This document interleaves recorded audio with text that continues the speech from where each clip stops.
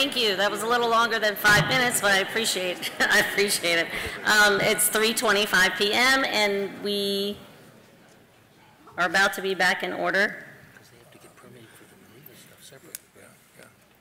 We don't have to really deal with it. Well, there's another issue. Okay, we're right. back.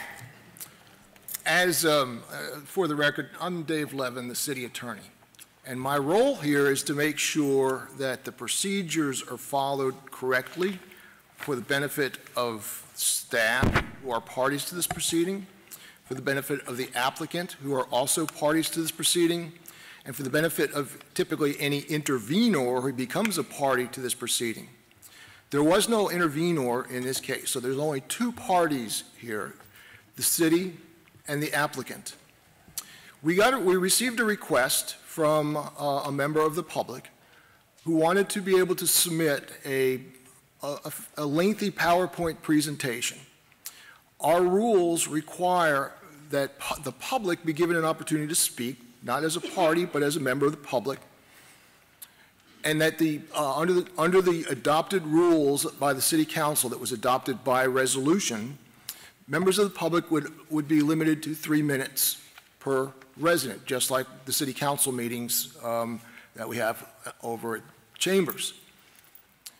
In recognition of the fact that the PowerPoint presentation that was requested to be presented here today was going to substantially exceed 3 minutes, there was an agreement between the city, the applicant, and the gentleman who presented the request to have a large PowerPoint presentation that would be presented in one fashion, with the understanding first that since they claim to be representing a certain number of people that otherwise might be able to get up and utilize their individual 3 minutes in order to present a much more effective PowerPoint, they would have those folks agree to waive their 3 minutes of time and defer to the representative of that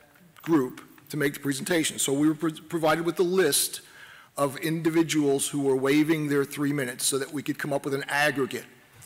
We ended up giving much more time for the presentation than the 36 minutes that otherwise would be permissible. That's not the problem.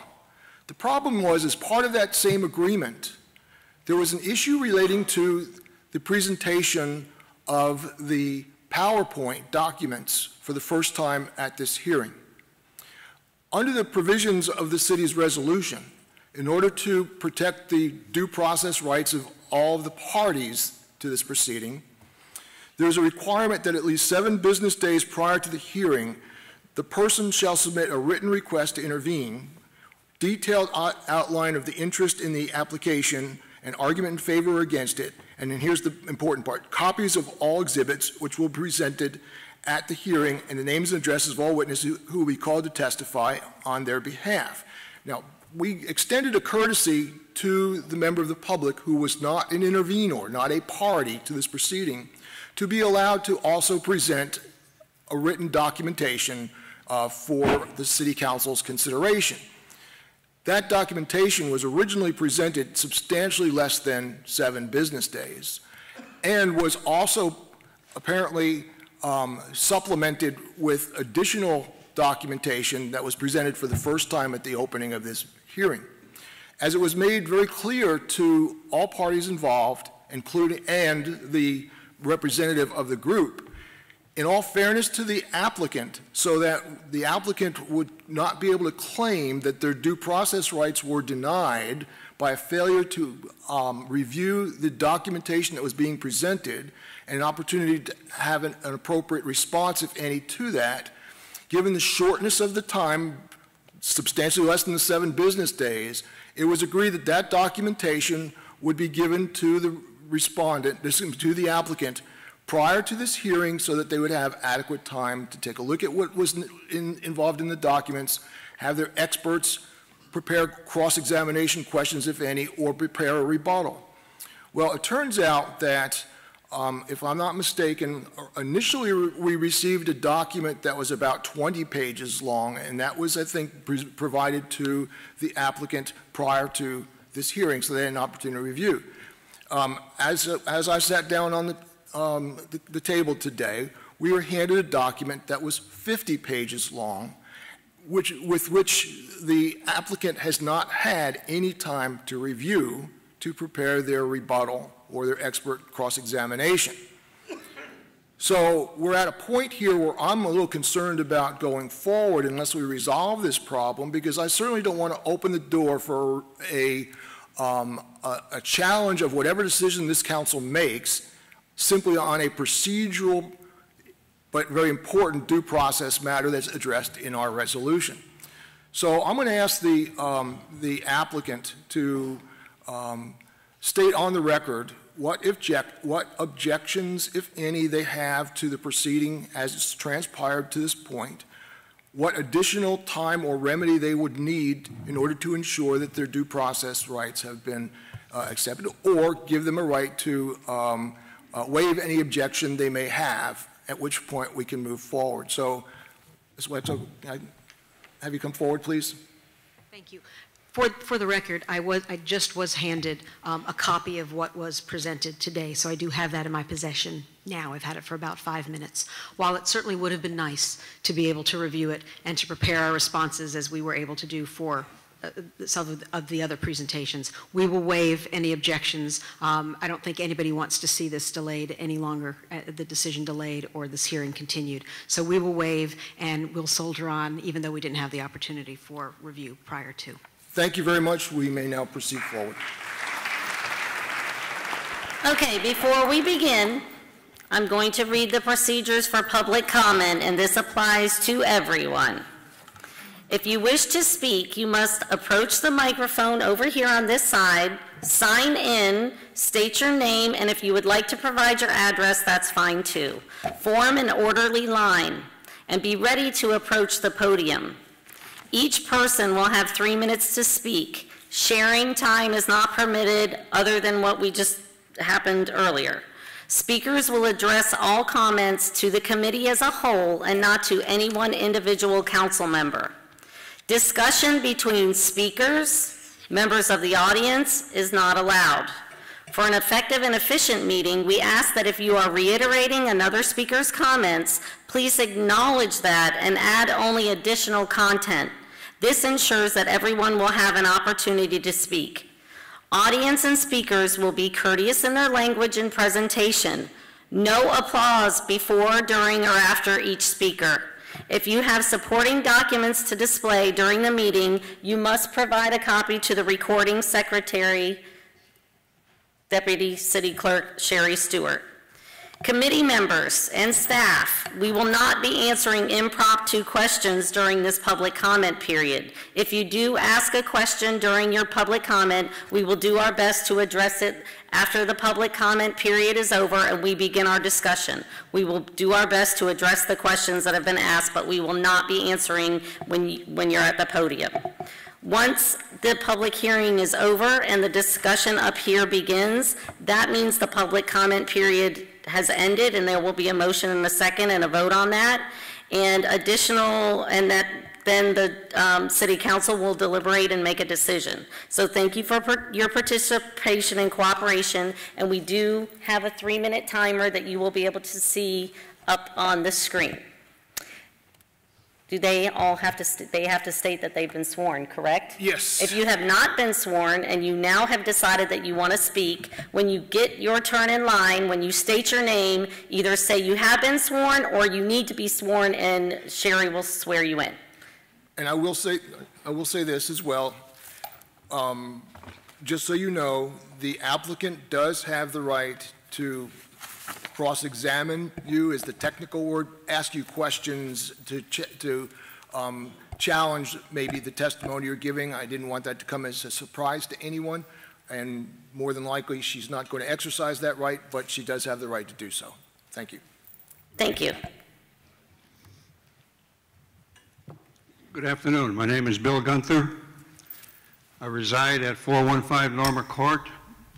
I have been sworn in.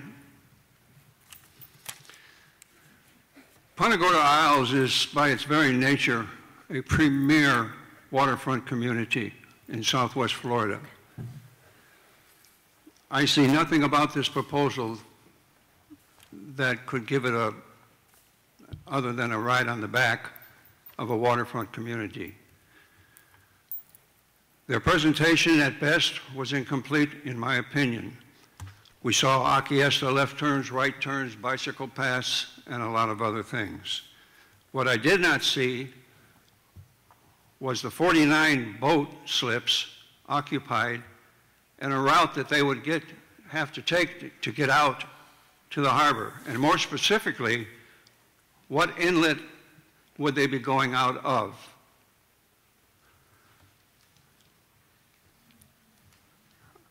I would ask the council to vote no on this albatross.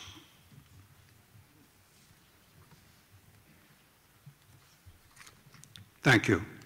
Thank you.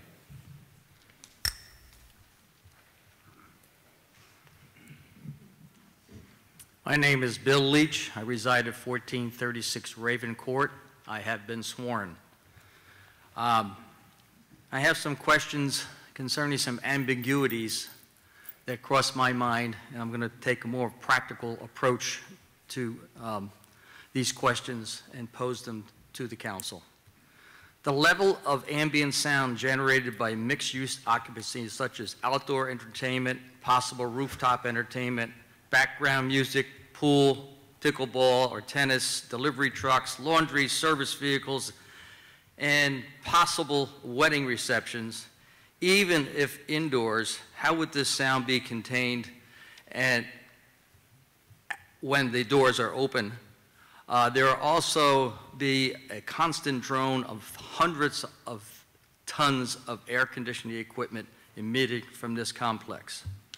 Site lighting, of which I can testify as an expert. I have been a electrical contractor and a master electrician since 1972 and hold a degree in industrial technology. Site lighting issues, considering code compliance with respect to lighting of common areas, parking areas, walkways, signage, marina, are of great concern. Downlighting will not eliminate light pollution to the surrounding residential areas or the reflection of light from waterways. Vehicular driving on the site at various hours will spread light to existing dwellings. Trash storage and removal will be an ongoing process given the nature and magnitude of this project. At what times will sanitation trucks enter and exit the property and how often? Will hotel laundry be done on site? If so, which portion of the property will engage in that activity?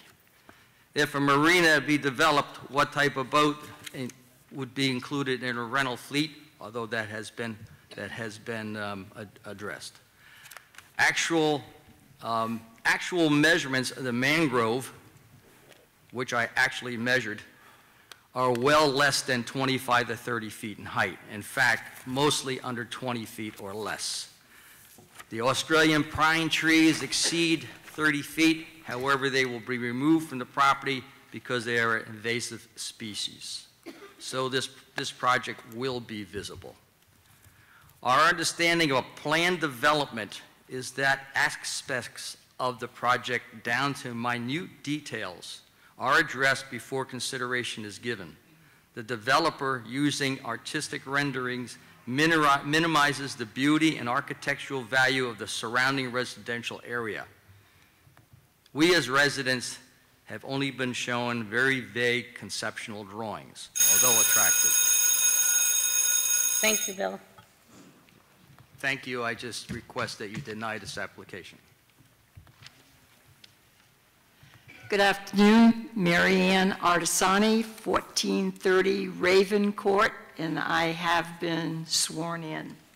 I'm continuing with several questions regarding this proposal, one of which I have, and it's one that I'm posing to the council for you to think about before you make your vote.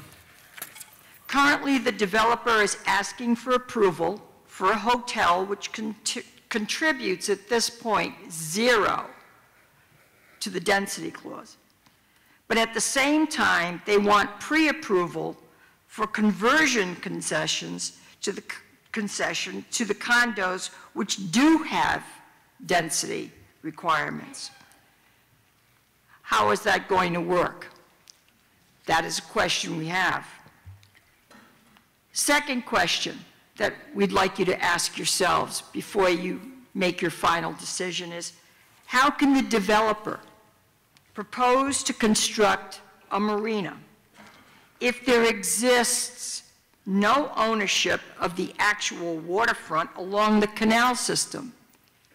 To our knowledge, there exists that 27-foot wide strip of land which runs the length of the waterfront, of which we, as citizens of Punta Gorda Isles, are assessed in our taxes canal maintenance, which we have been paying all these years.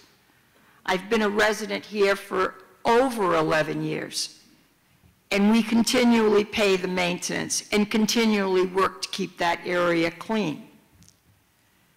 So we have major questions with regards to that. And will the city require a performance bond, no matter how the zoning is decided? These questions are very, very important to us as the citizens of this community, and you have a very serious job ahead of you. We close in asking the council, which represents the citizens of this city, to deny this as an improper development for this parcel of land. And to quote someone who recently said this, and it's not my own words, it is a great project. It's a wonderful project. It is the wrong location to place this in the middle of a neighborhood. Thank you. Thank you.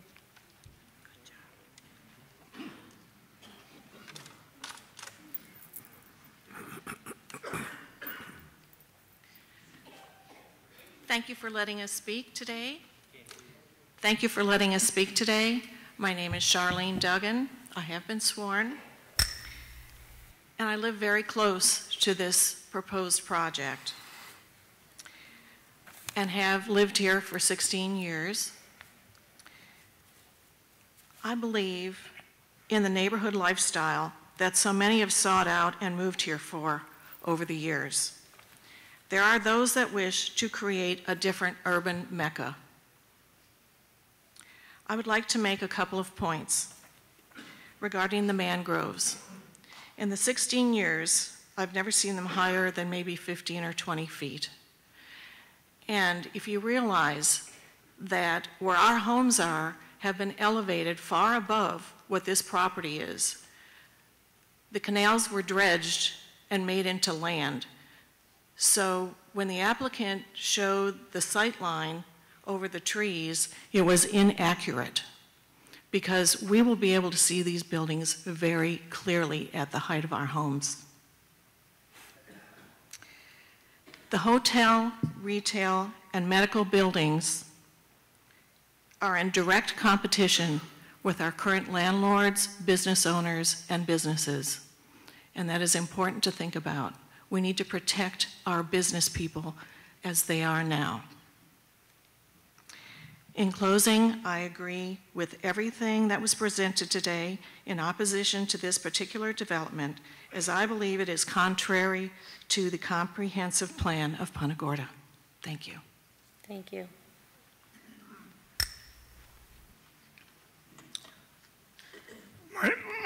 My name is Donald Taub. I've been sworn in, and I live 3256 White Ibis. This is the applicant clearly is asking for spot zoning. In fact, this is a classic case of spot zoning. And what do I mean by spot zoning? Anytime a parcel is rezoned that benefits the the owner only is spot zoning. In some instances, spot zoning is illegal. This one parcel has to be rezoned in order to accommodate one developer. A district or larger area made up of several parcels isn't being rezoned, just this one parcel. The developer needs this one parcel to be rezoned in order to build a hotel and medical spa, uses which currently are not permitted. Is that really the precedent the council wants to set? Anytime a developer can't work with a property as it's currently zoned, you simply rezone it? I think not. The proposal benefits the developer, not the public. Rezoning should be considered only when it benefits the public. I admit there's some confusion as to how this development is described. The city of Punta Gorda hearing notice rezoned it, called it a PDV, a planned development village. The applicant rezoning as a PUD and mixed use. In fact, the applicant, and I quote, the combination of infill development and economic growth generated by the project supports Punta Gorda making available the PUD zoning district and mixed uses on the site. Again, how can one parcel be a district? But let's take the point of being this being a mixed use. Now, a mixed use, a successful mixed use area creates smaller buildings that are flexible so that their uses can change over time. In other words, as the market dictates, you may change from more to residential or more to commercial. I doubt very much that a hotel and a medical spa can very well adapt to other uses if they prove to be unsuccessful. Thank you very much. Thank you.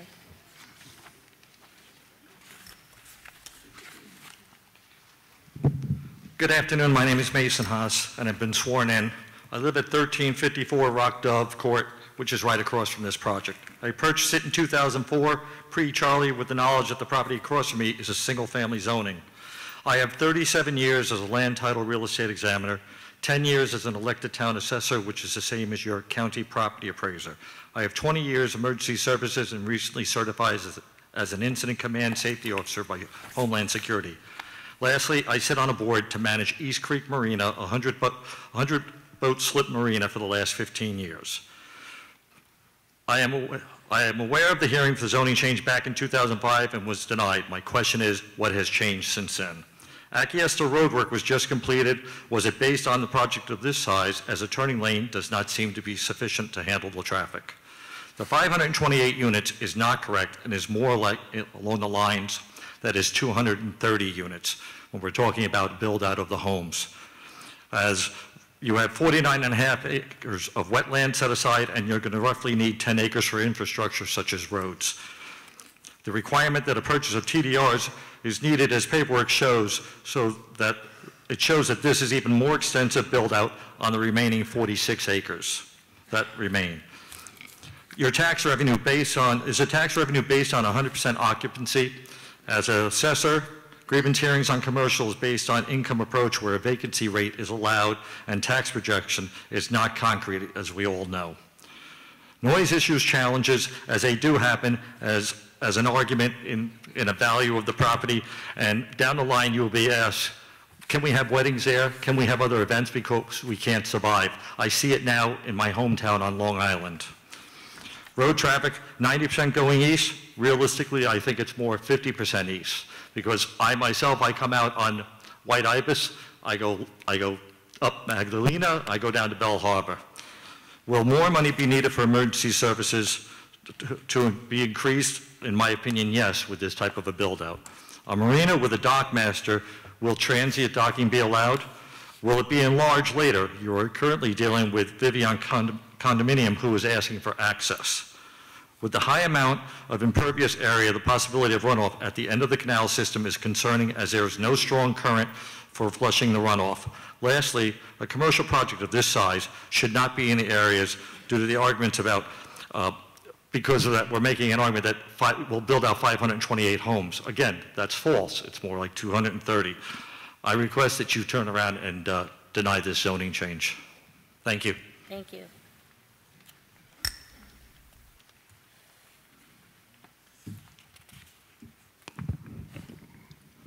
Came right out. Good afternoon. My name is Randy Bunk, 3340 Wood Thrush here in Punta Gorda, and I have been sworn in as well. I, along with the vast majority here today, am opposed to the rezoning request.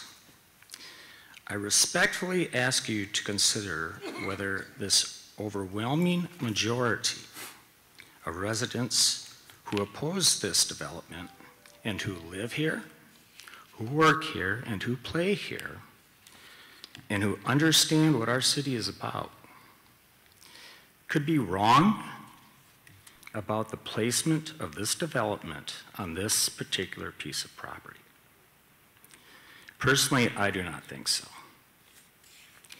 And I believe that the voice of the people should be heard. My second point, my residential property abuts this proposed development, and it cannot be disputed that the damage from the noise, the traffic, and the lighting of this commercial development will negatively impact and devalue my property as well as all of us. With this most important vote in your hands, it is my hope that you will make the correct decision for the residents of Punta Gorda and deny this most inappropriate request. I thank you for your time and your service. Thank you. My name is David Flagg. I reside at 701 Akiesta Drive, Lot 43, Buttonwood Village. We are directly east. And have you been sworn? We have been sworn. I have been sworn. Thank you. We are directly east of it. Now, the developer has stated that the residents are 750 feet away, and the staff has reported that the residents are 300 feet away. Well, I'm in a little bit in the village, so I'm about 500 feet away from the development. Only the opposition showed what view we would have from Buttonwood Village. Like the gentleman that just talked, is the developer going to be required to set up a fund for the lost value of our homes, or is the revenue that is proposed to be the $700 and some $1,000 can be dipped into for our lost value? And this is what is going to happen, because I've lived in a couple areas that have gone commercial and it has devalued the homes. This is not perspective. This is exactly what has happened. So is there going to be a fund for this purpose? I want you to deny this. I really would like to have you deny this. And I thank you for your time. Thank you. My name is Judy Robinson. I live Judy, can you get closer to the microphone, please? Thank you. My name is Judy Robinson. I live at 1611 Bobolink Court. I have been sworn in. I live very near this area. Now, I'm not a long-term resident of this area. I just moved in here about 4.5 years ago. But I moved from an area that was a small community and allowed this kind of development to occur. And I moved from it because of the noise, because of the overwhelming traffic, and the loss of the neighborhood character. I purchased here due to the neighborhood character that I found when I started looking for a home to retire to. I have two questions to the council. The condos that are coming in, I understand there's 300 units.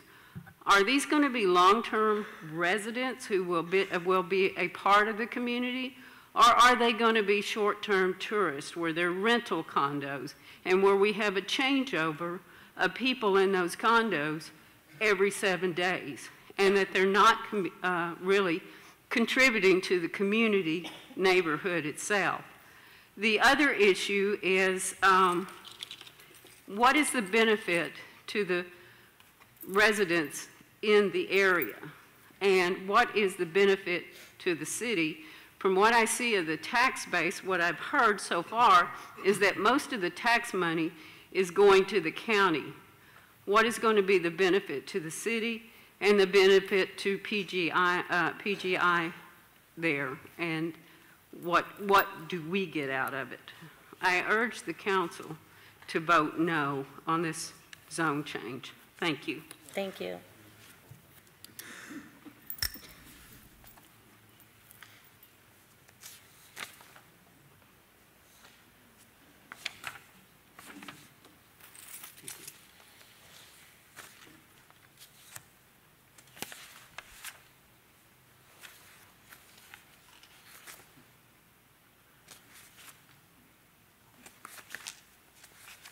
Good afternoon. My name is Jay Nadelson. I have been sworn. I have a degree from the Department of Architecture and Urban Planning at the Massachusetts Institute of Technology. I'm also a licensed real estate broker in the state of Florida. I didn't really plan on coming here and talking, and I know that you're asking for facts, so let's talk about some facts. The fact is that we've received information with regards to traffic studies only from the applicant, right? I think it beseeches the community for the board to embark on their own traffic study. All right, what's going to happen to the traffic on Vasco Drive? Because this is an avenue that people take if they're going up to the public shopping area. What happens if the Bal Harbor facility with commercial buildings in it suddenly blossoms again and there's another supermarket there? How much of that traffic is going to turn left and how much is going to turn right? That's a question that the council needs to ask, because the fact is that that question has not been answered. The fact is also that this is an evacuation route. And if we have 400 or 500 more cars that need to leave Punta Gorda Isles as a result of this development, what happens to those last 5 families that can't get out because this board approved this project? Well, I'm going to just ask you to ask your council as to what liability you may have if you don't address these issues and don't try to determine what impact that has independently, and not only assume that the traffic patterns that have been shown by the developer are given any weight. The previous speaker said that property values will go down for those properties adjacent to. I'm not adjacent to, but I know that those properties values will go down. When you can look across the street and see a commercial development, people will drive up to the front door and say, no, I'm not interested, thank you very much. Let's look at the next house, all right? There's a real problem there. You're going to bring down some property values. That's a fact. Another fact is that the developer can't build 500 units here because there are 50 acres of wetlands, all right?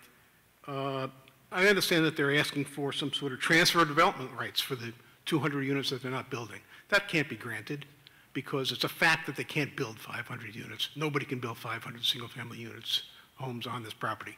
Thank you, that's all I have. Thank you. Karen Turnbull, Towhee Court, Punta Gorda Isles, 25 years, and I have been sworn. Just before I got up here, I spoke with someone who had to leave, who asked me to share his sentiments. He said, quote, I have 10 more years of life left, and I don't want to be watching construction from my back porch. This very same person said that he is a retired EMT. He expressed very serious concerns about the ability of fire, rescue, ambulances to get in and out of Akiesta and to even serve the population of this new development. That affects the safety of every single person in Punta Gorda Isles, along with the evacuation issue. When these traffic studies were done, perhaps Akiesta was considered like a regular road. It's not a regular road because there's only 2 roads in and 2 roads out of that area, and it's a high flood level area. And we're in a hurricane zone. We had one. So those safety issues are critical. What is the purpose of zoning? To me, the purpose of zoning is a good faith understanding on the part of the city and purchasers of property that they have some way of predicting what will be right across from their backyard 20 years from now. That's why I bought my property. That is a fact. I would swear under oath that that's why I bought my property, because I knew there would not be a commercial development, lighting, noise, everything else that has been mentioned. The vast majority of people in this room moved here for the same reason. What is the function of the city council? It was my understanding that we elected you to work in our best interest, not just one neighborhood, not just PGI, not just Buttonwood, not just Rio Villa, not just Charlotte Park. We're talking about many neighborhoods here. We're talking about every business in this city that will now have competition. Traffic will affect everything. Please, please understand that it's just shocking to me that we have even arrived at this point. Please, I request that you deny this rezoning proposal. Thank you. Thank you.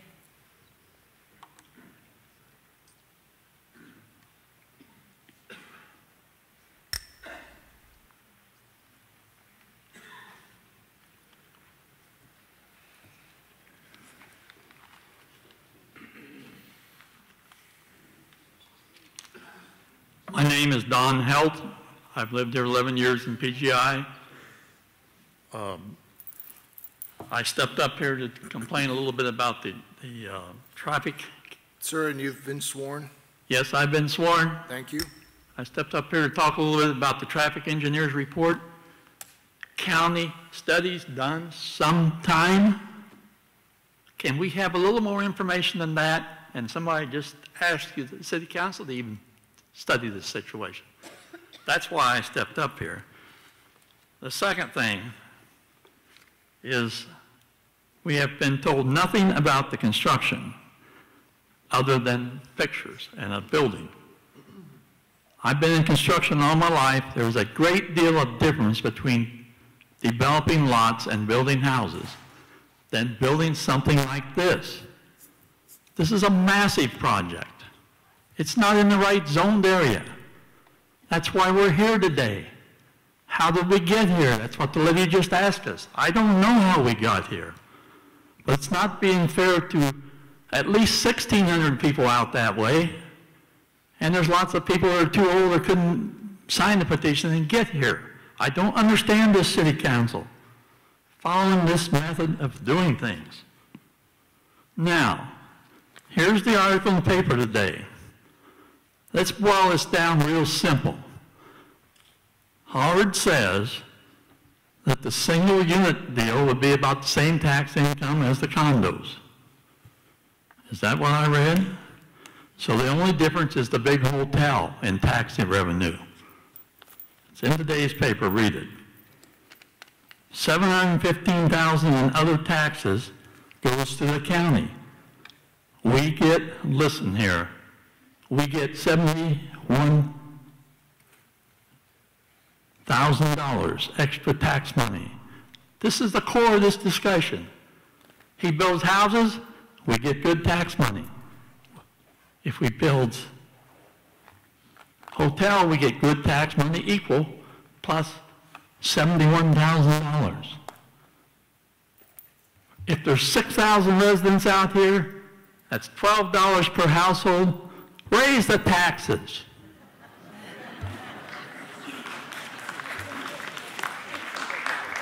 Next. My name is Mike Fauci, and I live on Dipper Court, and I have been sworn in. Basically, almost everything has been said, and I'm going to go right to the last line of my 12-page notes, which I'm not boring you with. Finally, I say this to the board: let's not put economics first at the expense of our community. Thank you. Do not vote for that. Thank you.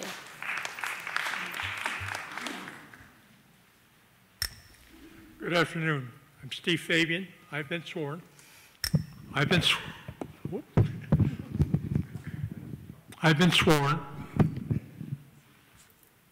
I live at 3367 Trinidad Court.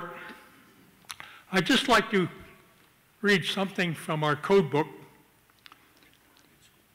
It says, recommendation for variance can be made only if all, and I emphasize the word all, of the following conditions are found to exist. And there are 88 of those existence. Number 2 says that it creates an undue hardship, distinguished from a mere inconvenience. By denying this does not create a hardship for this developer. When he bought the property, he knew what it was zoned for. He knew what he could do with it. So it is just a mere inconvenience if you deny this. Thank you.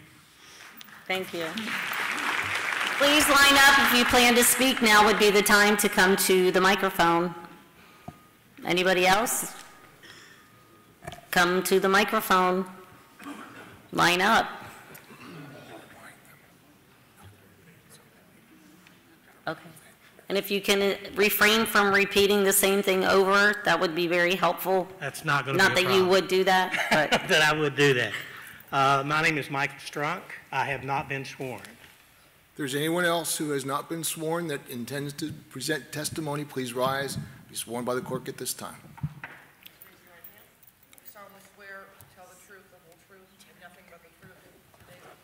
I do. Again, my name is Michael Strunk. I live at 2000 Bal Harbor Boulevard in Punta Gorda. I've been here, I don't know, 12 years, 13 years, I don't know, who's counting? A long time. I promised Dottie that I wouldn't do this, but I've always been a contrarian.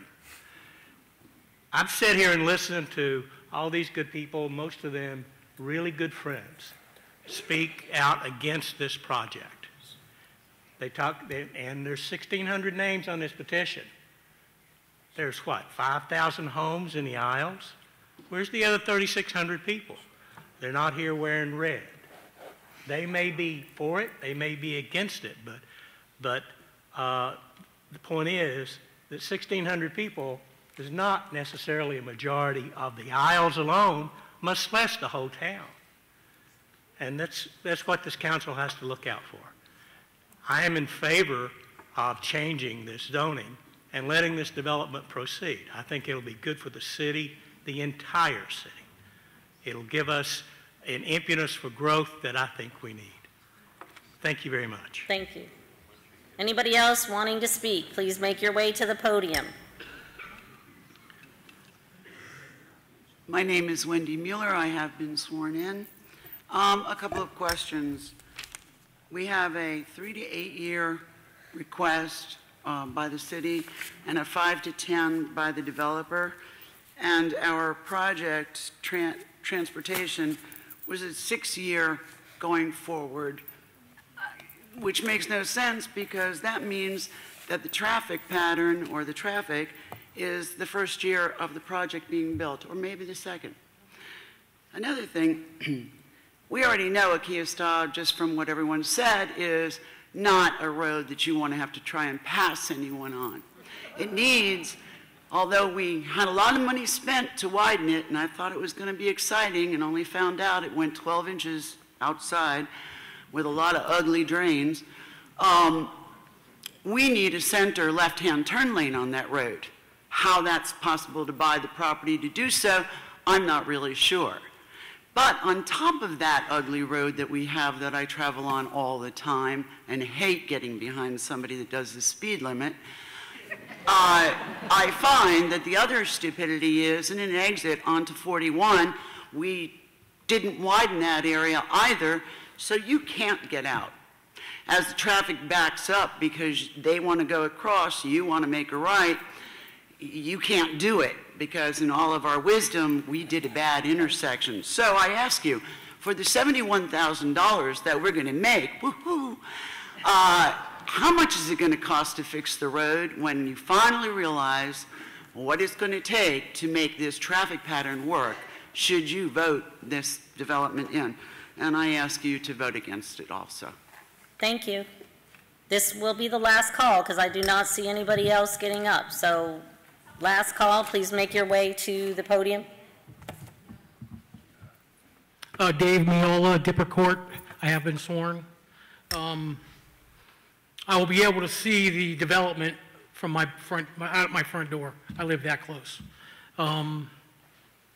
It seems like the people sitting in front of us have already made their mind up that they want this to go through because the planning has approved it, and that's why we're all here to have the public input. And, obviously, we all want it to go away. We're the citizens of Punta Gorda. We elected some of you to represent us. Someone new on the council this year supposedly is against this. Remember, you work for the people sitting here. We're your boss. 1,600 people out of, I guess, 5,000 people that live in the Isles. That's a pretty good representation of what we would like to see not happen on this property. But having read the newspaper and, know what goes on in town, we are open for business. I mean, that's our motto. So it just doesn't, that makes sense why we're all here. It's the money. The city wants the money. They don't care what you people have to say. They'll railroad this thing through unless we really get together and stop this development because it's already on its way. Dave, how much have you spent already on the city in developing part of this? I mean, you had to pay for this hall. You couldn't do it in the city council chambers. We've had detailed reports by, I think, county and or city employees. So obviously the city has already spent money on this project. So, having already spent money, I don't think that, in their mind, that they want to stop it because we are open for business in Punta Gorda. But, it's not the businesses that are already here, it's the ones that are coming that, promise with, these grandiose numbers on how much money that we're going to, that the city is going to make and the county is going to make, and, not without any regard to why we moved here. When we moved here, we didn't move here for a city that was open for business. I certainly didn't move here to see, big jet planes flying over my house, which they do regularly now. I didn't move here because there was a mall here. I moved here because there wasn't one. I didn't move here because there was McDonald's and all the way up and down 41. I moved here because of the way Punta Gorda was before Hurricane Charlie. And since then, basically what our path has been is to be open for business and take any money that comes in, regardless on whether the citizens of the city want it or not. Remember, you guys work for us. 1,600 people took their time to sign something to tell you, the people that you work for us, that we don't want something. So I would say, listen to the people. The zoning is already there. All you have to do is deny it. Thank you. Sorry, you can't have a second turn. Can't, even though I didn't use 3 minutes. No. Last call. Last call. Last call. Here comes Robin.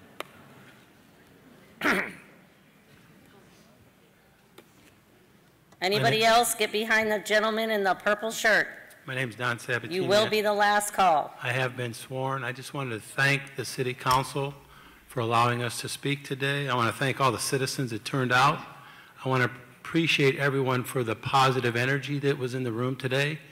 It was very well controlled. I remember the last big get-together we had a little bit less control of the meeting, so it shows as a community we're growing together in a positive direction.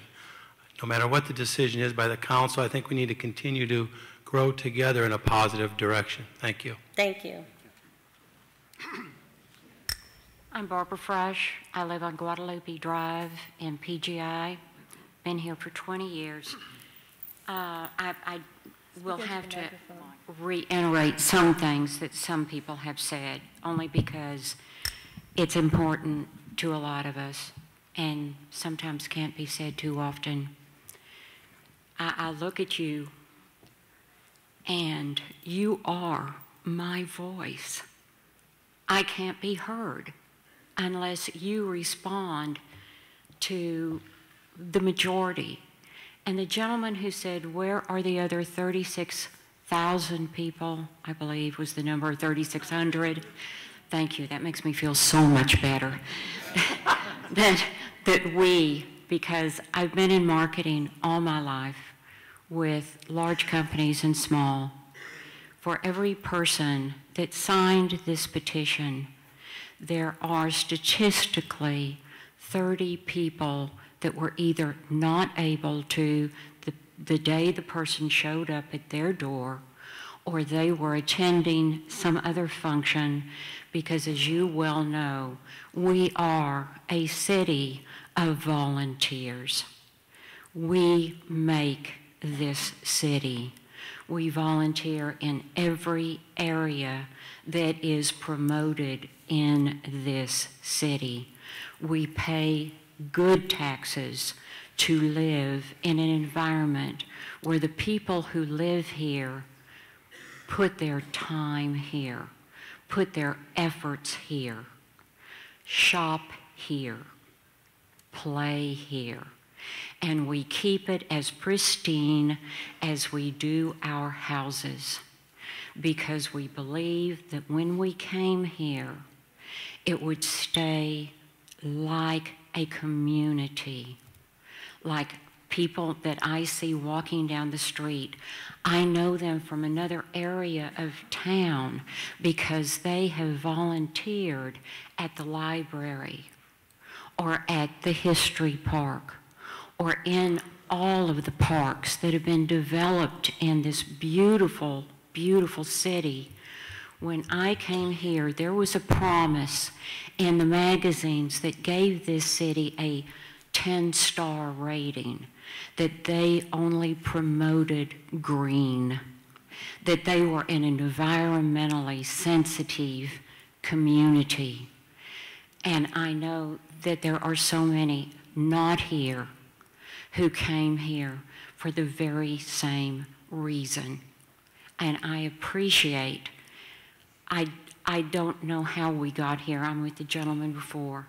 It astounds me that we have spent so much time and energy even thinking of this project. So be my voice, be the other 150,000 people's voice that couldn't be here. Thank you. Hi, my name is Robin Adair. I don't need that microphone. I have put my hand up. Boy, did she do a good job. I mean, she is a marketing guru, don't you think? I mean, really, I have a marketing background, but my concern is, and the reason I didn't wear red, is I thought, no, I don't want people to know who I'm for, what I want. And I actually put a red shirt on by accident earlier, and then I went back and changed it. But I'm here for a moral issue. And morally, to me, is to do what's right for what the majority wants. Now, maybe we only have 1,600 signatures, but probably if the people who can't be here because they're snowbirds or they haven't had the opportunity, you'd have a lot more. But my thinking, and really from the bottom of my heart, I'm not against developing that area. It's privately owned, develop it. But do what morally is right. If it's low density, then make it low density. I mean, by golly, do what's right. Thank you. Thank you. I will entertain a motion now to close the public hearing. Wait. We still need the rebuttal. Okay. And I think staff has an opportunity to speak after the rebuttal. Okay. As one of the people who spoke today noted, to be considered competent substantial evidence, comments from public must be fact-based and not speculative. The organized presentations and public comment today clearly do not rise to that level. They created a new standard.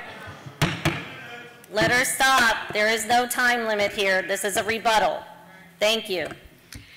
They created a new standard for compatibility. I know it when I see it. They reject without basis or expertise, the professional traffic study and the adopted standards which regulate traffic. If this community does not like the level of service that has been adopted into your comp plan and implemented through your ADRs, you can go through a formal process and amend it, but what you cannot do is adopt a standard but choose to utilize it only for projects that you decide that you like. They persist in calling the docking facility a marina. They invent a tiki bar when no such use is listed as permitted. They ignore that the only recreation permitted by the docking facility is passive recreation, which wouldn't permit volleyball courts and things of that nature. They speculate on the size of the boats that will be docked. They ignore that we are proposing 49 slips for 30 residences versus 1 slip per residence for the remaining vacant lots, which will also add boat traffic to the canals. They persist in stating that density will be increased. This site allows 500 units. We are proposing 308. That's achieved by clustering and by avoiding wetland impacts. The code does not penalize a developer for environmental sensitivity. Our density analysis does not ignore anything. It follows the calculation dictated by your code. They attempt to show the mass from the proposed buildings from a bird's eye view, which distort the reality of the size of the buildings relative to those things that are shown behind it. They correctly note that the mass of the buildings is large, but ignore that the buildings are large but not higher than that the codes require for the area. They ignore that mass is intentional to allow for placement of recreational amenities interior to the pods to reduce noise, that the buildings were massed to increase open space and to increase the distances between existing uses, rather than, give me just a moment, because I'm kind of wrote it down. And they do not take into account the buffering impact of vegetation. Evacuation is vastly overstated. It does not consider the seasonal nature of the community, and particularly of hotels. It misrepresents the percentage of exotics in the wetlands as being a majority, over 50%, when the report prepared by the expert biologist identified 10 to 25% of the wetlands as exotics. It speculates without basis that the real intent of this project is to build condos. But the most telling comment was from the gentleman who said, "Can all the people who object be wrong? Respect the voice of the people." That's really what it comes down to. They don't want it, so you should deny it. To that I say what I stated at the Planning Commission. A rezoning is not approved or denied on the basis of a referendum, but on factual testimony that addresses the adopted standards of approval. Opponents of this project only want single-family residential development of the site, or no development at all. Your existing tax base, comprised of over 90% residential, most of it single-family, isn't contributing enough to pay for the services your residents demand. The services they want, at the tax level they want to maintain, requires diversifying your tax base. This project does that with a planned community that meets all your standards for approval as substantiated by the expert witnesses and as confirmed by your professional planning staff and your planning commission. I do not doubt that those who spoke today absolutely believe what they say and feel very strongly that this development would harm their way of life. But listen for a moment to some opposition comments. The Property Owners Association objects to the proposed change on the basis of traffic, flooding, and danger to pedestrian and bicycle traffic because there are no sidewalks, there will be adverse effects on property values, evacuation, and this is spot zoning. Or this. I'm presenting a petition of persons opposing the development. Growth in Charlotte Park and Punta Gorda Isles results in increased traffic, and a Kia Sta is not a good evacuation route, and to add more traffic doesn't seem right. Or this. I'm writing to protest this change from residential single family. This will result in our homes decreasing in value by having this type of development. Also, this will result in flooding in the area where there are already problems with flooding. A Kia Sta Drive is already heavily traveled, and the increase of homes here will undoubtedly result in heavier use of the road that is not designed for this type of development. Or this. This area, since I have lived here, has always been single-family homes, and it will decrease the value of our homes having this type of development. Surely, there are other areas around and other ground available for the use. I have always been of the opinion that the majority should rule, and the persons residing in this area resent having this type of development in our neighborhood, and I would hope that you will see fit not to change the land use from single family. I am against the development based on density, evacuation, flooding, intrusion of commercial development into a residential area, erosion of neighborhood identity, decrease in property values, and increased traffic. All the comments that I just read to you are not from the hearings on this project. They're taken from the City Council minutes for the public hearings on the land use amendments and rezonings for the Buttonwood community in 1987. They are all variations of the same arguments that were expressed when Vivanti was proposed, when the 7-Eleven was proposed, when Publix wanted to locate in the Bal Harbor Shopping Center. Many people here probably don't even know that that ever occurred. When the Sheraton wanted to build 5 stories, and when Outback Steakhouse sought to locate on an outparcel of the former Sweet Bay Shopping Center. I even heard arguments about incompatibility when I sought a variance for the scalloped fence that surrounds former Councilwoman Kim Devine's front yard.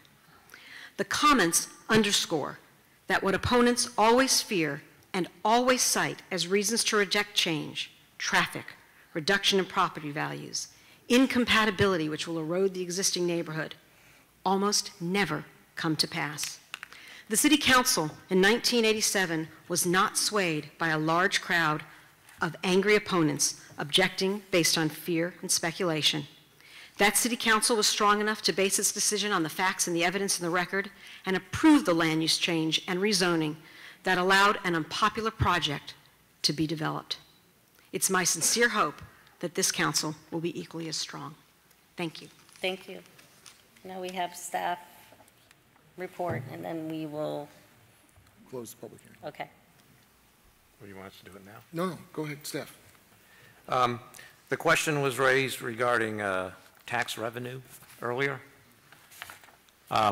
Again, the property tax, depending on the value of the homes that are built there, if it was just residential, may or may not produce the same property tax revenue to the city. Again, it all depends on the value. However, their proposal, again, does diversify the city's tax base. The sales tax portion of that comes back to the city is 10% of what their expert testimony states. Now that is about $27,100.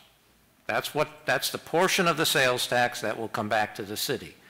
The rest, the bulk of it, about $444,000 of that $715,000 is in bed tax. That goes to the county, and the city will get back an undetermined amount. We don't know what that will be in marketing and tourism services related back to the city. Undetermined, but we will get something. But the direct impact of the sales tax is $27,100. Now, the question was raised of emergency services impact. We already have a fire station right nearby there. We don't need to increase any fire personnel or fire trucks to serve the community. The police also we have enough staff to service that area. However, we have been given, for the staff's report that we put together, we see a lot of merits to this. We really do. And as part of the staff's recommendations, we included a lot of conditions. We've been given now today the applicant's objections to some of those conditions. Some of those are very critical to how staff presented its information. Critical.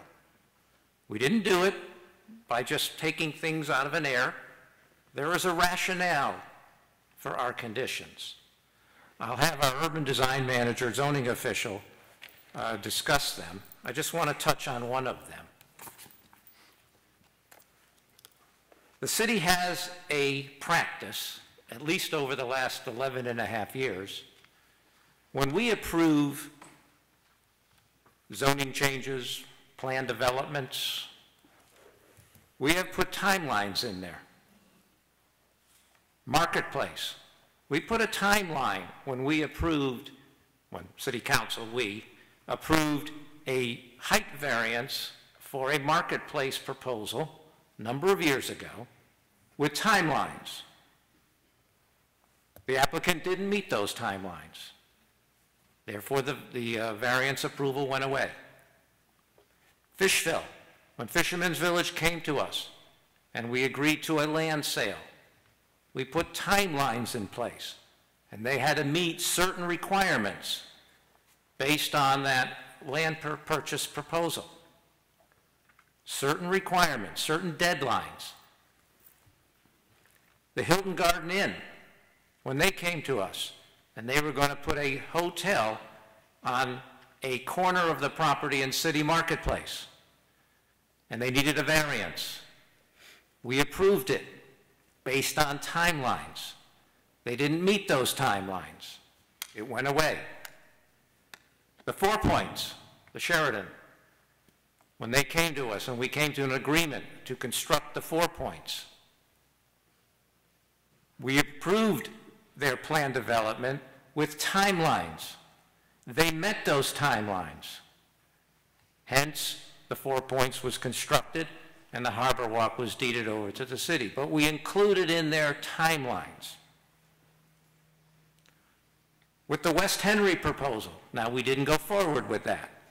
We would have included timelines in those if we were to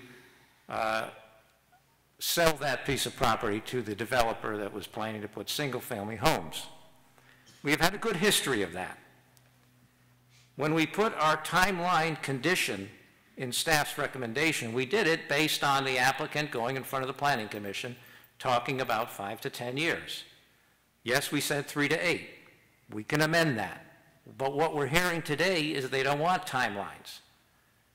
Well, that hasn't been the practice that we've been using over the years. Now, I'll let our zoning official talk about the other conditions and based on that, what our staff recommendation is going to be. For the record, Terry Tubbs, Urban Design Manager. To reiterate the staff's proposed conditions of approval, the first one, I believe the applicant has agreed to, which is construct or provide funds for dedicated left turn lanes from Akia Straw westbound into the development entrances prior to any development on the site commencing. However, condition number 2 was to construct or provide funds for the dedicated right turn lane at Akia Straw eastbound onto Tamiami Trail southbound prior to any development on the site commencing.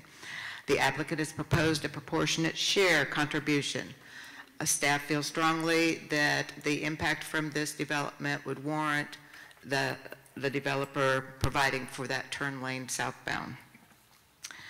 Construct or provide funds for bicycle lanes on Akia Straw Drive from Bal Harbor Boulevard to the Akia Straw connection to the proposed development site shared use path. The site shared use path is intended to provide publicly accessible connection from Akia Straw Drive to Rio Villa Drive for bicycles and pedestrians. Staff does recommend that a bicycle or bicycle pedestrian combination be constructed from Bal Harbor to the project. Number 5, staff still believes that we do need proof of legal access across that 27-foot strip of land. For the transfer of development rights, staff does recommend that those 220 development units be retained in the city as part of the city's tax base. The construction time, as Howard had talked about, I believe is something that will be further discussed with council.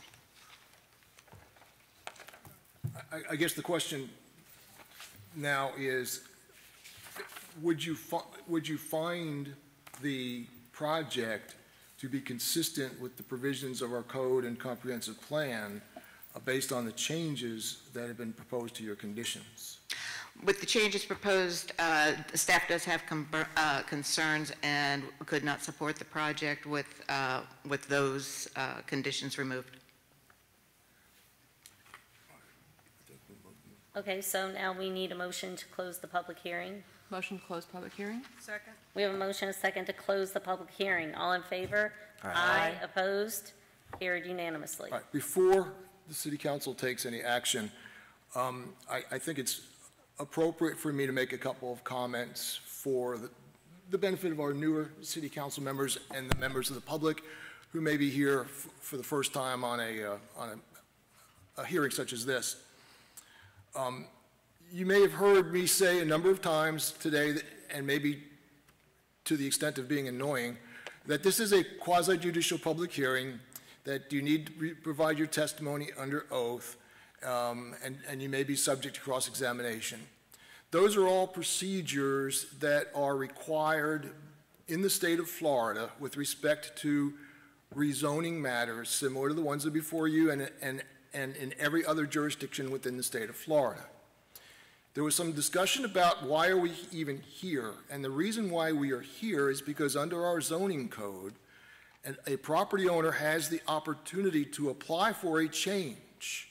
Staff does not have the authority to unilaterally deny that request for a change. Staff's job is to review the information that's presented, compare it with the provisions of the zoning code and the comprehensive plan, and then the matter is presented first to the Planning Commission, but ultimately to the City Council, who makes the determination for the first time at a hearing such as this based on the evidence and testimony that's presented. So there was no opportunity for this to be short-circuited. This is the process.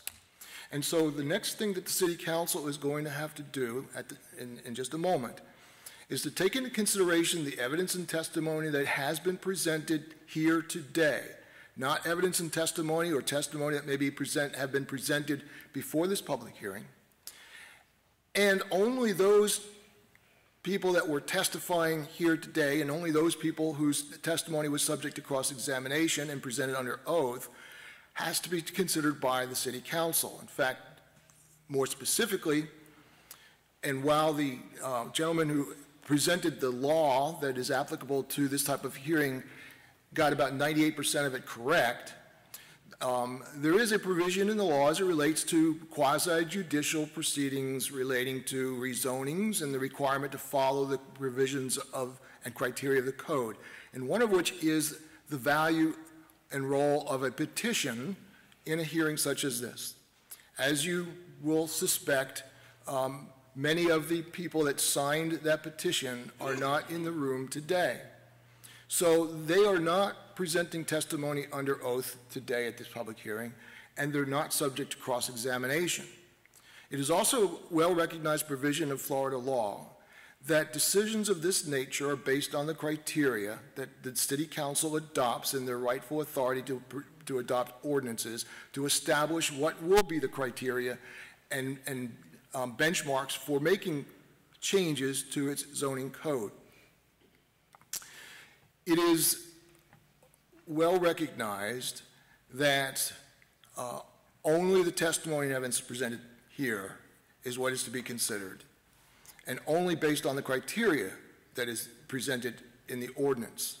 So in addition to the petitions, in addition to the letters, and any other comments that were presented, it would be legally inappropriate and perhaps subject to challenge and meritorious challenge if the City Council based their decision on something outside of the record that was presented today.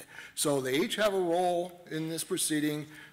the parties, the applicant, and the members of the public that are here today, and that's the process that we follow. Thank you. Thank you. So we need to start our deliberations at this time? Okay, I'll start off.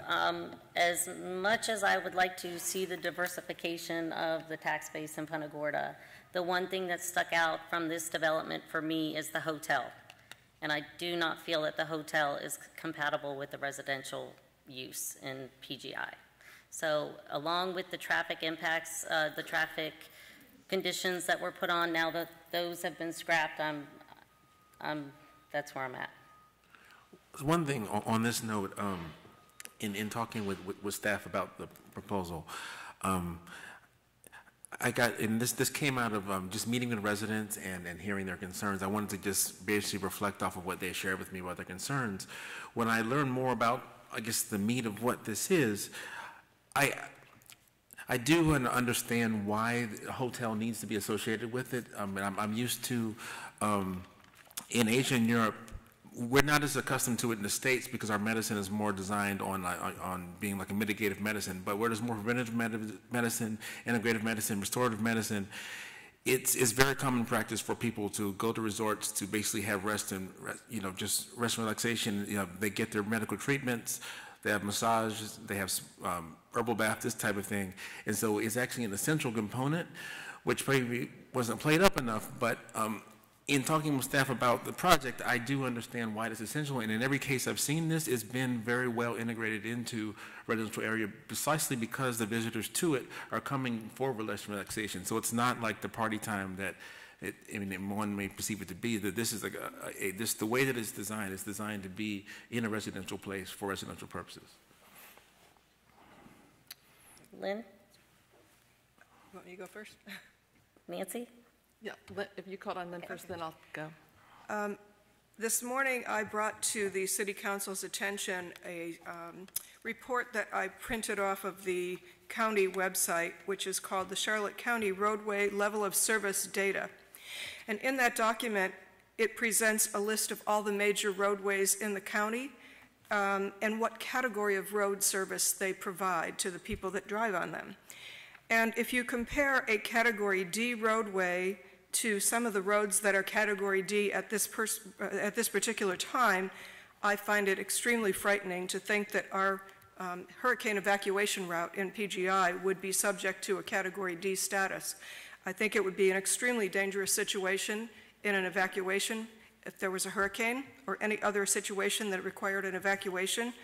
And as it is right now, there are many citizens who are in this room today who live on feeder streets on and off of Akiasta, and also that go in and out of PGI on a daily basis. And it's a very difficult situation in season to get in and out of PGI.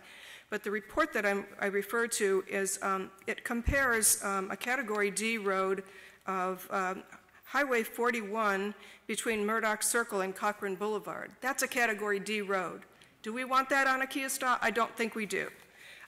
They refer to Highway 41 between Forest, Nelson, and Midway. That is also a Category D part of the road. I don't think that that's reasonable.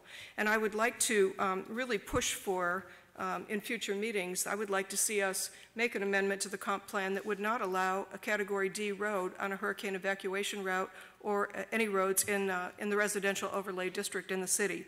That's my first thought. I would also like to see proof of ownership on the 27-foot strip of canal. The Army Corps permit that is currently in place is only good for a single-family development and a marina and a boat launch ramp. I'm aware of that project, that permit, and the permit is not currently permitted for a multiple family home project. So all of that would have to be started over again. We are looking at potentially a 4 or 5 year project to get just that permit to even move forward if this were to be approved. I find the tax base to be totally flawed. I mean, if we're only going to get another $70,000 maximum out of building this project, I agree with someone who said earlier, let's raise our taxes and let it be residential single-family homes. I'm very concerned with the intensity and the scale of this project. It is out of sync with the community, and based on one of the criteria that we must follow in order to approve this project, I do not feel that it is compatible with the surrounding neighborhood, and on that basis alone, I'm not in favor of it. Just for clarification, I believe they would have to modify those permits. They would not have to start over. Yes, but essentially it's going to be starting over because it's an entirely new site plan. Modification would be a better term. Yes, okay. Nancy? This project has concerned me since the beginning. Served 2 years on the Regional Planning Council and learned that one of the reasons why the regional planning councils in Florida came into existence was because developers came in and offered, lured communities to build projects because of tax money, and the Florida way of life went away. And that's why the regional planning councils came into existence, because projects got into trouble between different communities, et cetera. I looked at this and I said, wow, a developer comes in, they bought something that they obviously knew was single-family homes, they've come up with this concept, and now, unless we can prove facts, it has to go through. So I took a look at this, and it's one of the things that concerned me was the fact that we are introducing commercial into clearly a residential area. And looked at when was commercial introduced in PGI. The commercial was introduced in PGI when it was platted. So everybody who purchased a home around the Bal Harbor complex or around Marion and Bal Harbor, they knew what they were buying. They knew that the model home across the street from the Al Yacht Club, whoever buys that, they know what they're getting. It's not the case here. All of these residents that have purchased properties that ring this property, whether you're in Buttonwood or you're south of it, or they purchased this because they knew it was single-family homes, and they knew what they might be looking at. I'm not necessarily opposed to some of the multifamily concept, because I know the architect can do a great job. He did a great job with Harold Court Center. But thinking about the large buildings and if you're in Buttonwood and the transition, that's one of the issues we have downtown is scale, and scale between the Marion and single story buildings on Marion and what might go across the street from it, and not wanting to overshadow all the buildings. So I'm concerned about that. When I looked at the future land use elements, and it says right in here that these areas can be subject to pressures ranging from conversion to inappropriate commercial use to increased densities not in keeping with existing character. And that led me to the conclusion that I cannot support this project. Okay. Gary? First of all, I'd like to thank, even though because I see them here today, a number of people on both sides of the fence that I've had meetings with and have gotten to know this project. And I've been open with all of you. You know what my reservations are, and you also know what my likes are. And as I've expressed to those that I've met with you before, I have an inclination to want to support this project. However, I do have reservations, and reservations that I've spoken with a number of people.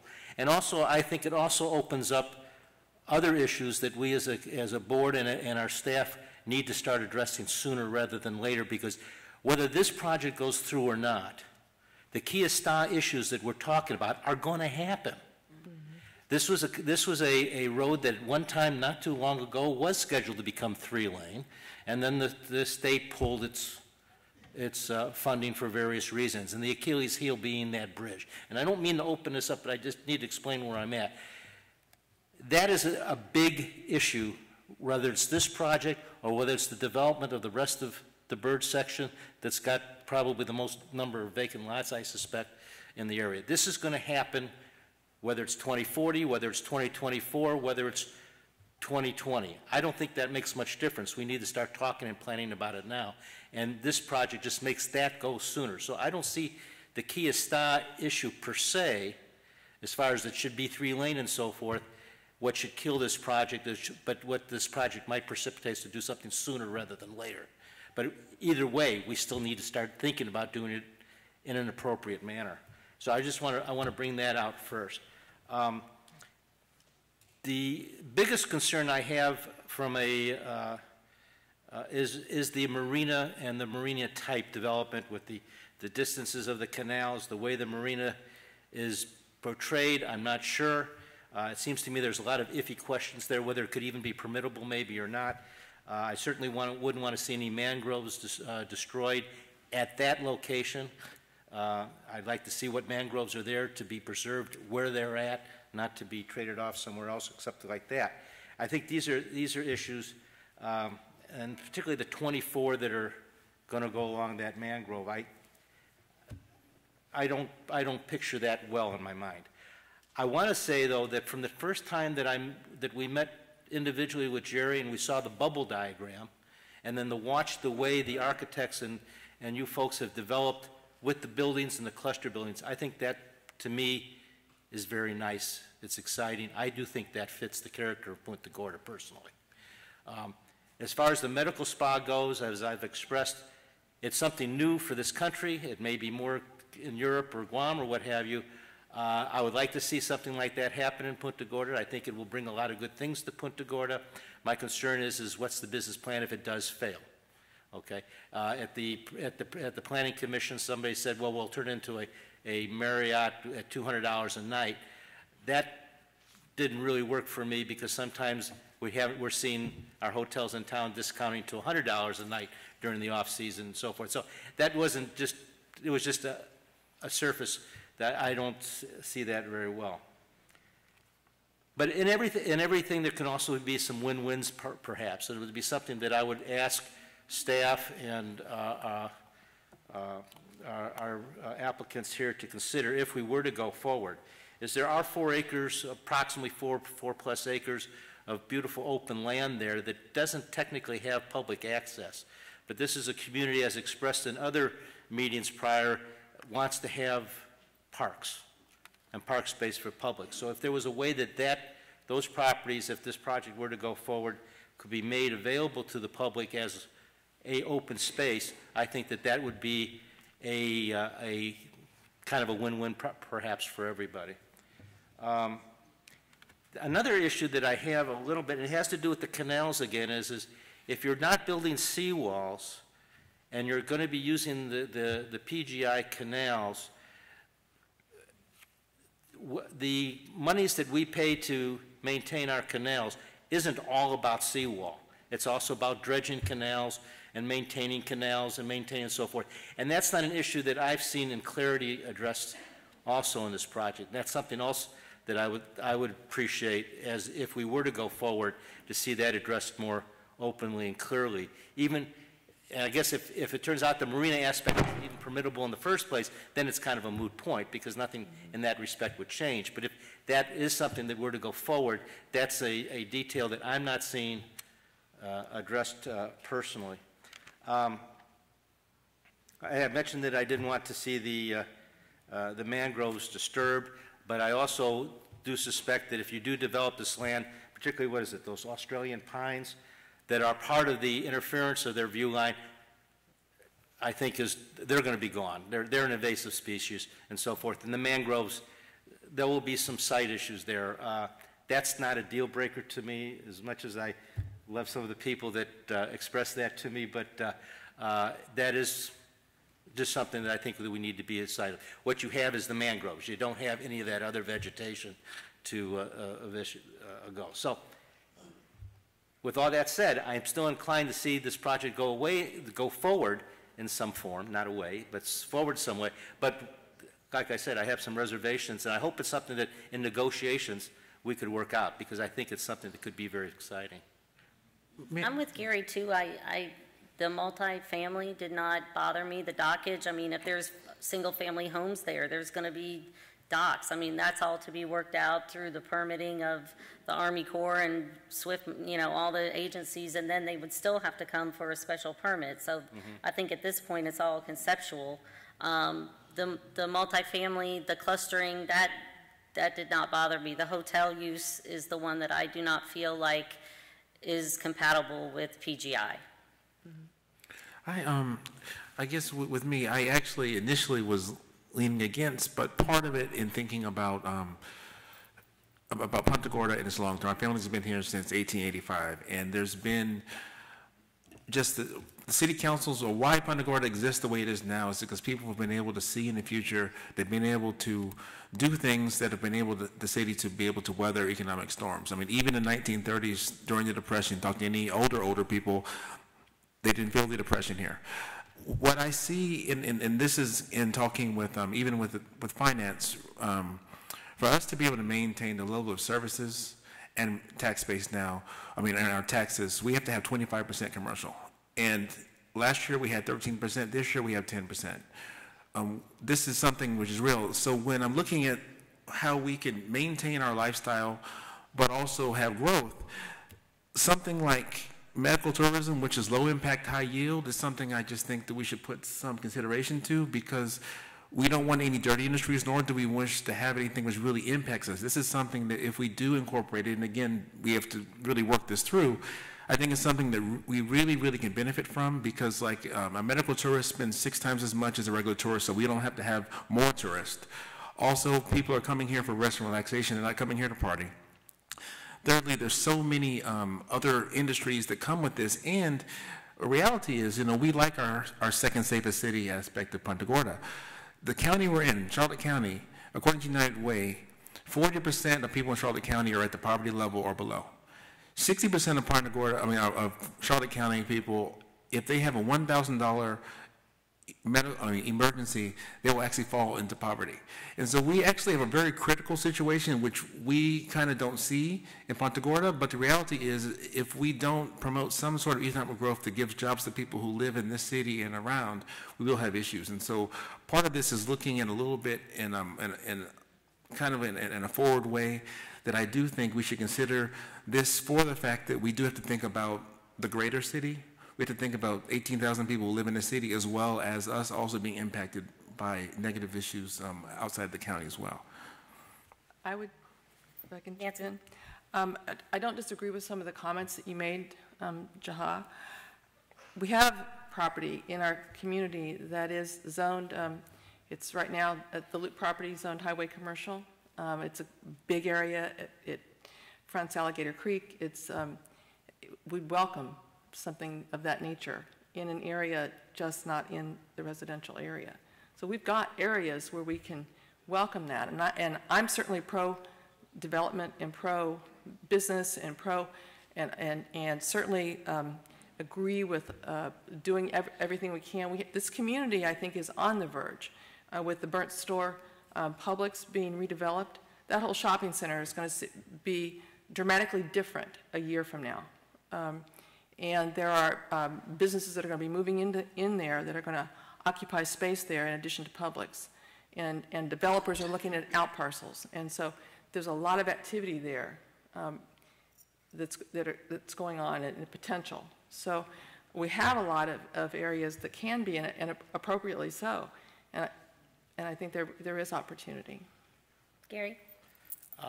I just want to say that even though I took issue with what's the business plan if the medical spa fails, I'm assuming that you're a good businessman. You're not going into this with the idea that your business plan is going to fail in the first place. This is just a big what if.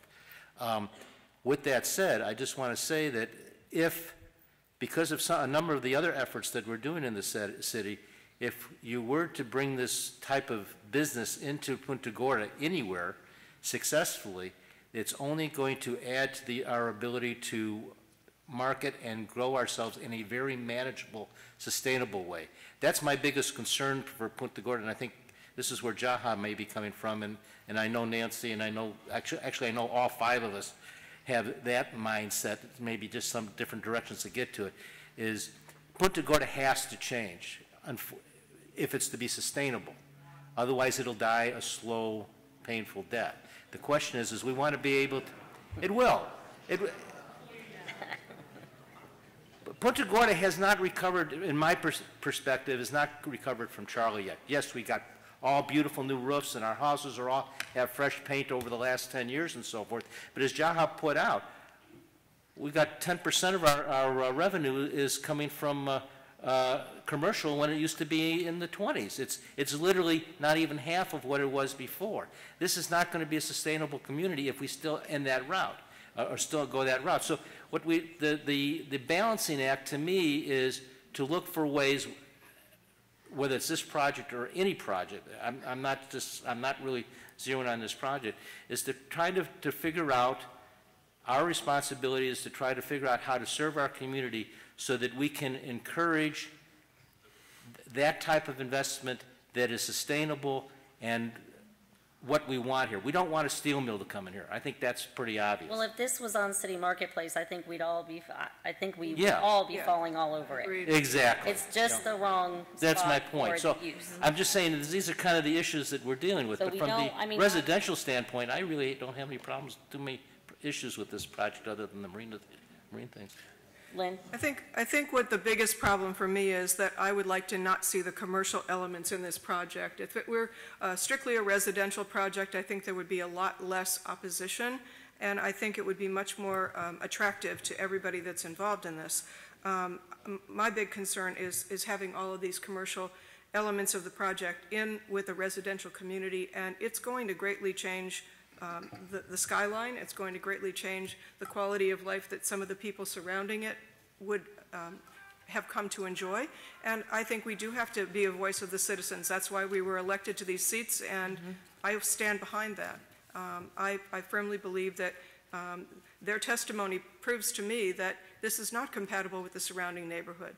So I stand my ground on it. I'm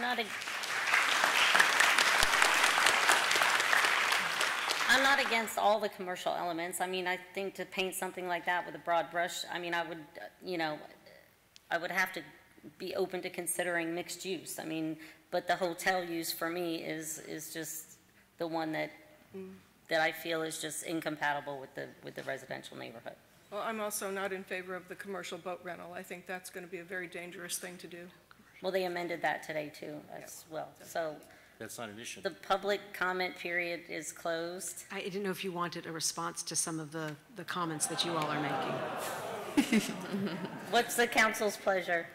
I'd like to hear what you're... Yes. You would? Yes, 3 say yes. I'm not... We've gotten this far, people. Hang tight. I'm here to respond to the concerns and the comments and the things that were said. This is a request for a plan development. As such, you can put conditions on that plan development, and you can approve all or part. You can always approve less than what was here. While this project was conceived, and my client's initial interest was in the hotel, and we think that medical tourism would bring a wonderful new element to this community, as well as help to diversify your tax base. If that is what is holding up approval for the remainder of the project, pull the hotel out, grant an additional 60 condominium units, and we would accept that, although that is not the preference of the developer. If you are insistent on timelines, we would ask, taking into consideration, in fact, as acknowledged by Councilwoman Matthews, that it could take 4 years of permitting to amend for the condominium. We would ask that we be given, in addition to that 4 years for permitting, a reasonable opportunity to build out the project, and we would ask for another 12 years on top of that, and we would accept a condition along those lines. That's reasonable given what you have experienced in this community in terms of projects like Vivante and even like the Sheraton, in terms of what it takes for build out and absorption of the number of units that we're talking about. We are open to, Councilman Wine spoke to certain concerns he had, and could we negotiate. The time to negotiate is now, not after a project is approved or after it's denied. We are open to conditions. I stated that in the presentation. What conditions would you want to place on this that would make this something that you all could support? I haven't heard, I've heard that we don't like this, but I have not heard those conditions. I've heard some concerns, and could we talk? We're here today to let you know yay or nay on the conditions that you might be able to place on this so that you could support it. Whether they be conditions that would make a hotel acceptable in this area, in terms of reduction in size or something along those lines, or taking the hotel out, or additional conditions relative to the marina, the proposed boat docks, although as I said, with this approval, it does not approve construction of those facilities. We will still have to go back through another hearing where we will have to address the width of the canals, the pinch points, the safety, that sort of thing. But I ask that you take time to think about those conditions, ask if we're willing to accept them. We may be able to come to an understanding here today that would allow you all to support this project. This is not the time or place to negotiate the approval of a rezoning. The applicant has submitted a proposal. It's been reviewed by staff. Staff presented a recommendation based upon the applicant's submission, and part of that recommendation was conditions. The conditions have been revised or rejected by the applicant to the extent that staff no longer feels like it's compatible with the zoning code or comprehensive plan. I don't know that it is appropriate to negotiate a change in the conditions at this point in time. The applicant's been submitted, testimony and evidence has been presented. The next step in the procedure, it would be for a motion to either approve the project or to deny the project. And when you make whatever motion you're going to make, please take into consideration the 15 criteria that are presented in the staff report in bold. And as part of your motion, please identify those points that are either supported or not supported by the evidence and testimony that's been presented at this hearing. Irrespective of whatever happens, the applicant can come in and ask for a modified project, assuming that there's a significant change from the project that was rejected, or if that was what was going to prompt them to reply. But this is not the place to negotiate. Right. Thank you. So now would be the time to entertain a motion. Anyone? Do I?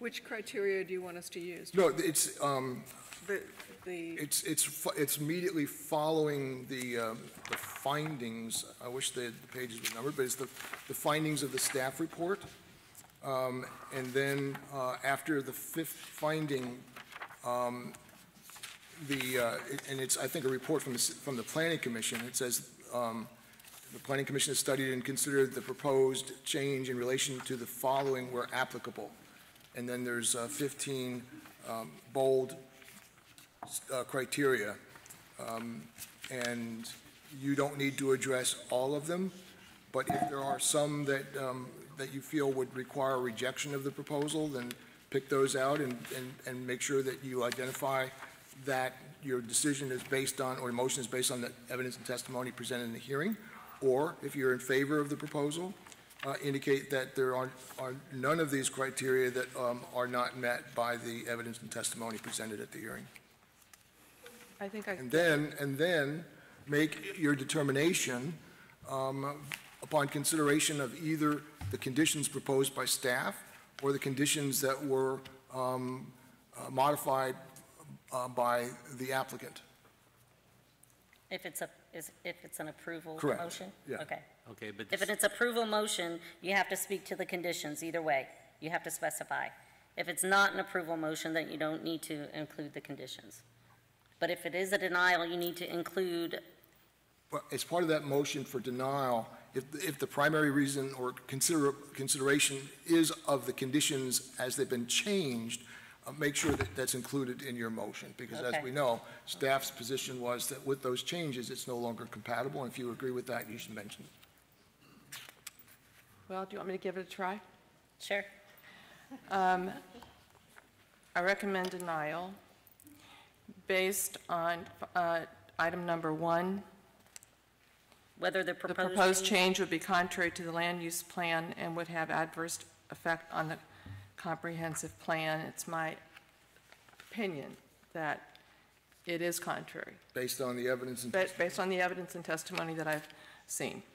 Item number 6, whether the proposed change will adversely influence living conditions in the neighborhood, based on what I observed. Item number 10, whether the proposed change will adversely affect property values in the adjacent area.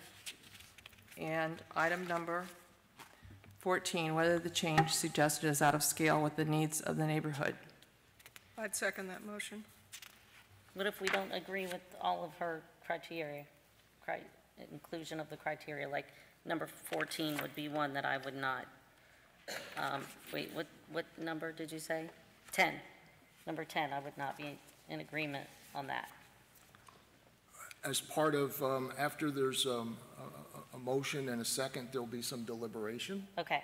And then at that point in time, there could be an amendment to the motion. Okay. So we have a motion, and we have a second, and can we have our deliberation now you have your deliberation. So the only flaw that I see in supporting your motion is the number 10, whether the proposed change will adversely affect property values. That's the one I would not be in favor of supporting. But the other three would be okay. And I would suggest, as part of your deliberations, that any one of these criteria, if found to be unsupported by the evidence and testimony, would be sufficient to support a denial.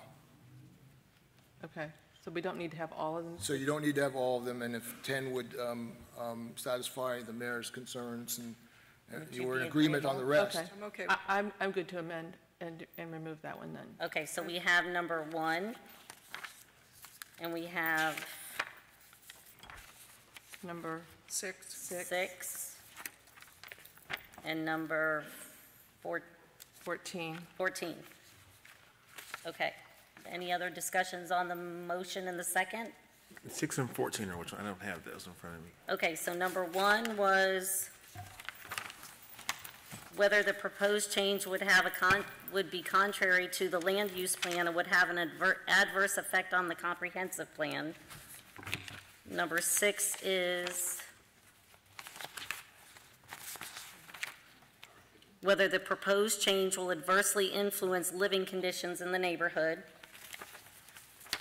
And number 14 is whether the change suggested is out of scale with the needs of the neighborhood or the city. So those are the 3 criteria for the request to deny. So I'm probably going to be in a minority on this, but because I've seen this kind of development myself, and I've been to this type many times, I have to disagree with this, just within my own opinion. Okay. Any other I discussion? just want to be clear. I'm pretty sure I know the answer, but if we deny based on this, that does not preclude that they can't come back with a modified for the 360 condos that they're and any of the other alternatives, because we can't negotiate that today. Terry, is there a prohibition about coming back with a revised application? It'll be a new project?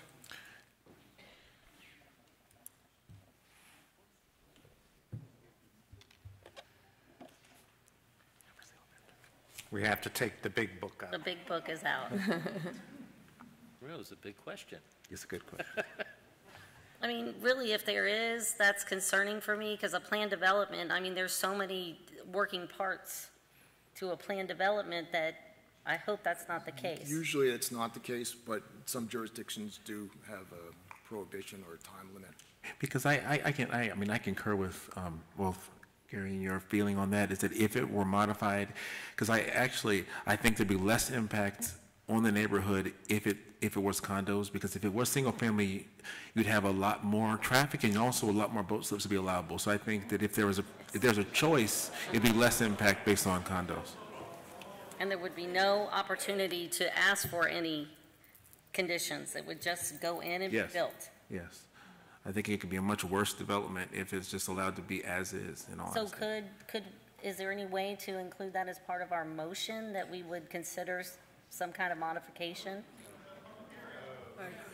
Well, again, it wouldn't be a modification. You're going to make a decision with respect to this particular application. Right.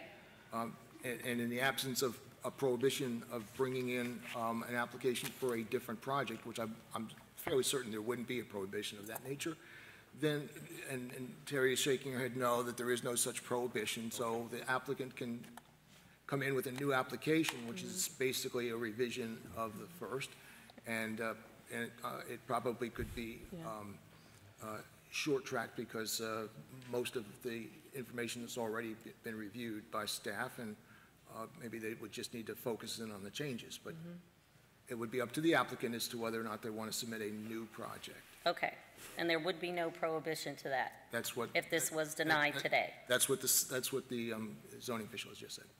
Okay. Any other discussion? I have a question. Yes. So in the, and this is just, can you help me out here, David? So in the review of scale, the concern I have about multifamily is 50-foot height limit all over. You know, it's one of the issues we're talking about downtown. If we have 50-foot buildings everywhere, then it's a very boring look. It also puts things out of scale with some of the, as I said before, the homes in Buttonwood Village. If instead along the edge, the perimeter, perhaps it was, if it was multifamily, that it was only 2 stories over parking, or it was something that was a little bit more scale with those, so that it's, you know, in the center it might be higher. Those kinds of things. Are those things that we need to suggest now, or is it that's something they can come back with? Well, if I'm not mistaken... Because scale is one of the items. Yes, number 14 was one of the... Yes. And so you've put them on notice that scale is an issue. Okay. And they're going to need to work with staff to find what might be an appropriate scale for that neighborhood. Okay. So we have a motion and a second. Do we have any more discussion? So the motion is to deny based on 3 different criteria that I've read. All in favor?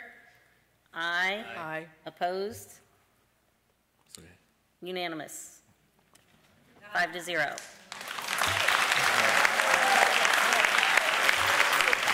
That only took 4 hours and 17 minutes.